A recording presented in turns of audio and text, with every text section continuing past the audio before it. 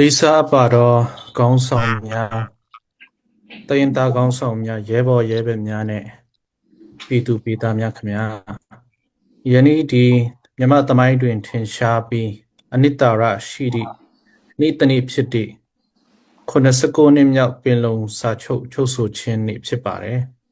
Lunkede Konasako Nit the Hong Koya Lisa Kong Konit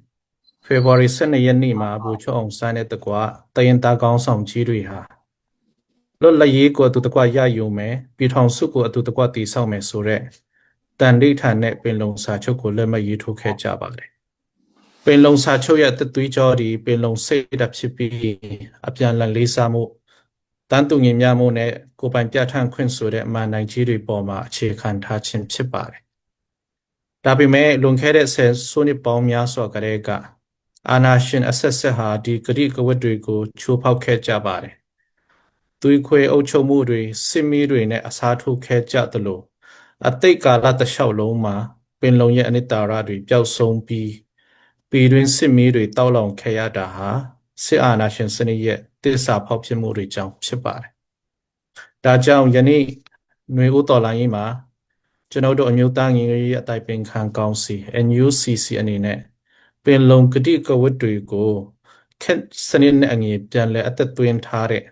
Federal Democracy Bring in Federal Democracy Charter ကိုခိုင်မာအလေးထားပါတယ်။ Bring in ဟာအာဏာရှင်စနစ်မှာတမျှအမြင့်ပြည့်ရဲ့အတွက်တာမကတရင်သားလူမျိုးပေါင်းစုံရဲ့ကိုယ်ပိုင်ပြဋ္ဌာန်းခွင့်နဲ့တန်းတူညီမျှမှုကိုအပြည့်အဝအာမခံမဲ့ပြည်ထောင်စုတစ်ရဲ့ခိုင်မာတဲ့အုံမြစ်လည်းဖြစ်ပါတယ်။ကျွန်တော်တို့အားလုံးဟာဘယ်သူကမှတူတယောက်တီးမချုပ်ကင်ပဲစုပေါင်းခေါင်းဆောင်မှုဆိုတဲ့အနှစ်သာရကိုလက်တွေ့ကျင့်သုံးပြီးပုံမခိုင်မာတဲ့စီလုံးညီညွတ်မှုနဲ့အတူ Federal Democracy ပြည်ထောင်စုတစ်မရမကဆက်လက်ချီတက်သွားကြမှာဖြစ်ပါတယ်။အမှန်တကယ်တွင်1949ခုနှစ်မှာချုပ်ဆိုခဲ့တဲ့ပင်လုံစာချုပ်ကနေဖြစ်ပွားလာတဲ့ပြည်ထောင်စုနည်းဟာပြည်ထောင်စုတဝန်းလုံးမှာအောင်မြင်တဲ့ပြည်ထောင်စုတည်ဆောက်ရေးခရီးစဉ်အဖြစ်ဂုဏ်ယူစွာလွတ်လပ်စွာပျော်ရွှင်စွာအောင်ပွဲခံရမယ့်နေ့တစ်နေ့ဖြစ်ပါတယ်။တို့ဖြစ်ပါတော့ကြောင့်ယနေ့ຫນွေဦးတော်လိုင်းဟာအတိတ်ကပြည့်ရွှင်ခဲ့တဲ့ပင်လုံကတိကဝတ်တွေကိုပြန်လည်အသက်သွင်းပြီး Federal Democracy ပြည်ထောင်စုတစ်ကိုအမှန်တကယ်တည်ဆောက်နိုင်ဖို့အတွက်အကောင်းဆုံးအခွင့်အရေးဖြစ်ပါတယ်။ကျွန်တော်တို့အမျိုးသားညီညွတ်ရေးအတိုင်ပင်ခံကောင်စီ NUCC အနေနဲ့ပင်လုံရဲ့အနှစ်သာရကိုဖော်ဆောင်နိုင်ဖို့ရန်အတွက် Federal Democracy Bring in ကိုစုပေါင်းရေးဆွဲလိုက်နာဆဲဖြစ်ပြီး89နှစ်မြောက်ပင်လုံစာချုပ်ချုပ်ဆိုခြင်းနေ့မှာကျွန်တော်တို့အောက်ပါအချက်တွေကိုထပ်လောင်းကတိပြုလိုပါတယ်။နံပါတ်1 Federal ပြည်ထောင်စုတည်ဆောက်ရာမှာအဓိကအဟန့်တာဖြစ်တဲ့စစ်အာဏာရှင်စနစ်အပါအဝင်အာဏာရှင်စနစ်မှတမျှကိုအမြင့်ပြည့်ရေးကြိုးပမ်းဆောင်ရွက်သွားပါမယ်။နံပါတ်2မိဒီလူမျိုးမိဒီဒေတာမဆိုမိမိတို့ကံကြမ္မာကိုမိမိတို့ဖန်တီးနိုင်တဲ့တန်းတူညီမျှတဲ့အခွင့်အရေးရှိတဲ့တန်းတူညီမျှမို့နဲ့ကိုယ်ပိုင်ပြဋ္ဌာန်းခွင့်တို့ခိုင်မာစေတဲ့ Federal Democracy စနစ်ကို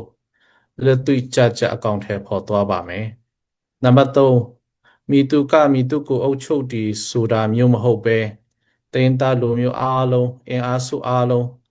တန်းတူရည်သူပူပေါင်းပါဝင်တဲ့စုပေါင်းခေါင်းဆောင်မှုအစဉ်လာကိုခိုင်မာအောင်တည်ဆောက်သွားမှာဖြစ်ပါတယ်။နေကုန်းချွတ်အနေနဲ့ပြောလိုတာကတော့ယနေ့89နှစ်မြောက်မှာကျွန်တော်တို့ဟာအရင်ကထက်ပိုမိုစီလုံးညီညွတ်စွာအတူရှိနေကြပါပြီ။ပင်လုံဆိုတာအတိတ်ကလက်မှတ်ရေးထိုးခဲ့တဲ့စာချုပ်သက်မဟုတ်တော့ပဲ